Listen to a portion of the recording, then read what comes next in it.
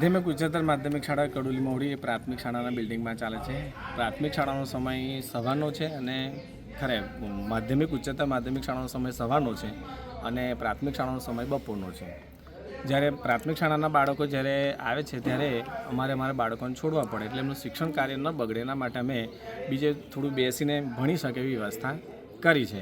પણ પોતાના ઓરડા ન હોવાના કારણે શું છે, લેબ છે એ અમે બનાવી શકતા નથી અને મેદાનનો પણ પ્રશ્ન છે, એટલે બાળકોને સ્પોર્ટની એક્ટિવિટી કરાવી હોય તો એ પણ પ્રશ્નો થાય છે. જો પોતાનું બિલ્ડિંગ માધ્યમિક ઉચ્ચતર માધ્યમિક શાળાનું હોય તો તમામ પ્રકારની સુવિધાઓથી સજ્જ એવું શિક્ષણ કાર્ય આપણે આપી શકીએ. એટલે અમે એવું ઈચ્છીએ છીએ કે આ શાળાનું પોતાનું બિલ્ડિંગ બને. શિયાળામાં કે ચોમાસામાં બાળકોને આવવામાં થોડું તકલીફ પડતી હોય છે, પણ બાળકો પોતાની રીતે શાળાએ આવી જતા હોય છે.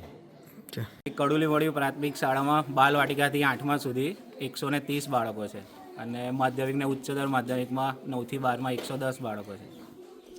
અને શાળા સમય અમારો પ્રાથમિકનો 10:30 થી 5નો છે અને 9 થી 12નો ઉચ્ચતર એમનો એ લોકોનો સવારનો છે. પાળી પદ્ધતિ ચાલે છે અને અમે જ્યારે સવારે આવીએ ત્યાં સુધી અમે 11:30 સુધી પ્રાર્થના કન્ટિન્યુ રાખીએ છીએ. એટલે એટલા 9 થી 12ના બાળકોને થોડો સમય વધારે મળે અને એમનું શિક્ષણ કાર્ય બગડે ને એ મુજબ અમે શિક્ષણ કાર્ય કરીએ છીએ.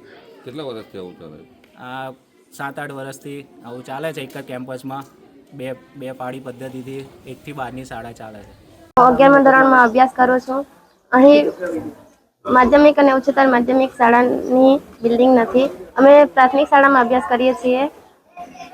અમને શાળાના ઓરડા ઓછા પડતા હોવાથી અમને બેસવાનો બહુ તકલીફ પડે છે.